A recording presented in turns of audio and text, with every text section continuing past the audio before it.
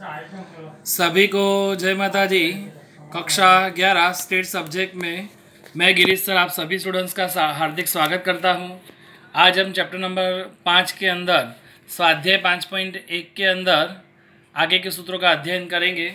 बराबर, हमने अभी तक कार्ल पियर्सन की मेथड के अंदर हमने एक भूयिष्ठ की सूचना हो तब, अर्थात सबसे बड़ी आवृत्ति एक बार दी हो तब हम विषमता और विषमतांक के सूत्र देखे थे। आज हम एक नई मेथड देख रहे हैं। हमारे बहुभुयिष्ठ की सूचना दी हो या असमान वर्ग दिया हो, बहुभुयिष्ठ की सूचना दी हो या असमान वर्ग दिया हो तो विषमता माने S K is equal to 3 X bar minus M, ये सूत्र एम वाला आएगा। यहाँ पे एक्स वर माइनस एम होता, इसकी जगह क्या आ जाएगा एक्स वर माइनस एम, आगे क्या आएगा 3। और विषमतांक माने J is equal to 3 X bar minus M upon S. बराबर, ये कब लागू होगा? बहुभुयिष्ठ की सूचना हो, इसका अर्थ है कि सबसे बड़ी आवृत्ति 2 बार दी होगी। सबसे बड़ी आवृत्ति एफ आई 2 बार दी होगी। हमने आगे देखा था कि सबसे बड़ी एफ आई 1 बार दी हो तो वो एक भूयिष्ठ की है, और सबसे बड़ी एफ आई अगर 2 बार दी है तो बहुभुयिष्ठ की है। यह कैसा होगा? असमान वर्ग होगा, तो भी यही सूत्र लागू होगा।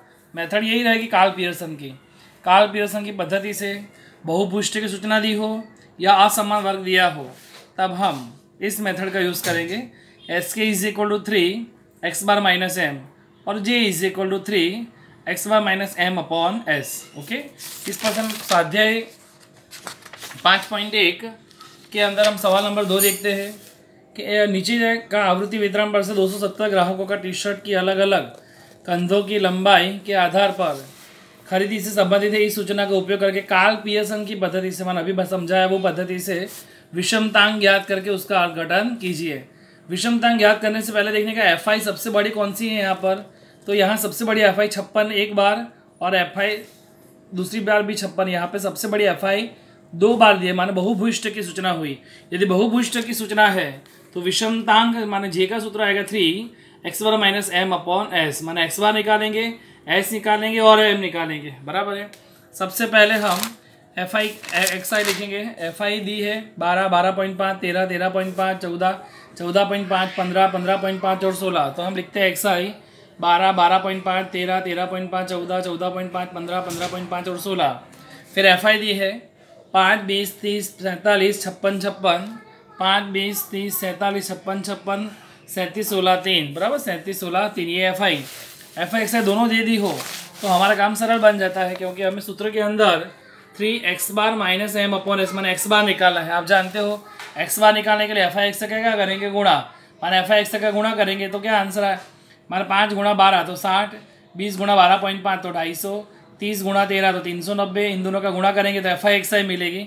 एफ आई एक्स आई मिल रही है 3781.5, जबकि एफ आई का जो टोटल है वो एन होगा। सबसे पहला कार्य हमारा एक्स बार निकालना। एक्स बार का सूत्र है sigma F I X I upon N, माने एफ आई एक्स आई है 3781.5 अपॉन एन है 270, इस इक्वल टू भाग दिया तो 14.01 आया। अब हम एफ आई एक्स आई का गुणा किससे करेंगे? एक्स आई से, माने इन दोनों का गुणा करेंगे। एफ आई एक्स आई का गुणा एक्स आई से करेंगे तो एफ आई एक्स आई का स्क्वायर मिल जाएगा हमें, माने 60 गुणा 12 तो आएगा 720, 250 गुणा 12.5 तो 3125। वैसे आगे की संख्या का गुणा करते जाएंगे तो एफ आई एक्स आई का स्क्वायर मिलेगा हमें 53,167.75। एस का सूत्र आप जानते ही हो, अंडर रूट में sigma F I X I square upon N minus X bar का whole square. Sigma F I X I square हमारे पास है 53,167.75 अपॉन एन है 270 माइनस एक्स बार का होल स्क्वायर। तो हमारे पास एक्स बार दिए हैं 14.01 का स्क्वायर, इसको भाग दिया था 196.92 माइनस इसका स्क्वायर करें, कैसे करेंगे? 14.01 गुणा 14.01 गुणा करेंगे तो 196.28 आएंगे। इन दोनों माइनस करेंगे तो 0.64, जिसका अंडर रूट आएगा 0.8, माने एस मिला हमें, आगे एक्स बार भी मिल गया। अब हम निकालेंगे एम। एम यहाँ वर्ग नहीं दिए हैं, और वर्ग ना दिए तो सूत्र आता है एम का मध्य का मान एम बराबर n + 1/2 अवलोकन का मूल्य n। तो हमारे पास यहाँ n कितने 270 + 1/2 भाग दिया तो आंसर आया 135.5 CFI में देखने पर। तो हम CFI आप निकालेंगे। आप जानते हो CFI कैसे निकालते हैं, पहले 5 के 5, 5 और 20 25, 25 और 30 55, 55 और 47, ऐसे जोड़ते करते करते जाओगे तो आपको CFI मिलेगी, बराबर है। हमें कौन सा अवलोकन है 132.5, तो 132.5 किस में आएंगे, 102 में भी 158 में आ जाएंगे 132.5, तो 158 में आने पर आपका आंसर आएगा 14, XI लेंगे उसके सामने वाले, बराबर है। तो M बराबर 14। अब कार्ल पियर्सन की पद्धति से विषमतांक का बड़ा सूत्र क्या था, J 3x बार माइनस M अपॉन S 3 के 3 x बार, हमारा x बार का जो आंसर है वो 14.01 है, माइनस M, तो M का आंसर आया 14 अपॉन S का आंसर आया हमारा 0.8, 14.01 में 14 घटा तो 0.01 आएगा, गुणा करेंगे, गुणा करके भाग दो, आंसर आएगा 0.0375, J का आंसर आया, बराबर है। इस प्रकार ये 5.1 का दूसरे क्वेश्चन का ये कोष्टक हुआ।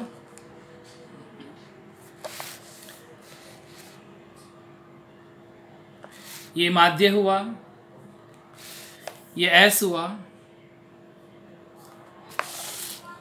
ये मध्य का आंसर और ये J का आंसर। आज का होमवर्क इस प्रकार से है। 5.1 का सेकंड क्वेश्चन, सेक्शन E का 7वां, उदाहरण 6। फिर से बेटा 5.1 का सेकंड क्वेश्चन, सेक्शन E का 7वां, उदाहरण 6। ओके, सभी स्टूडेंट्स को जय माता दी।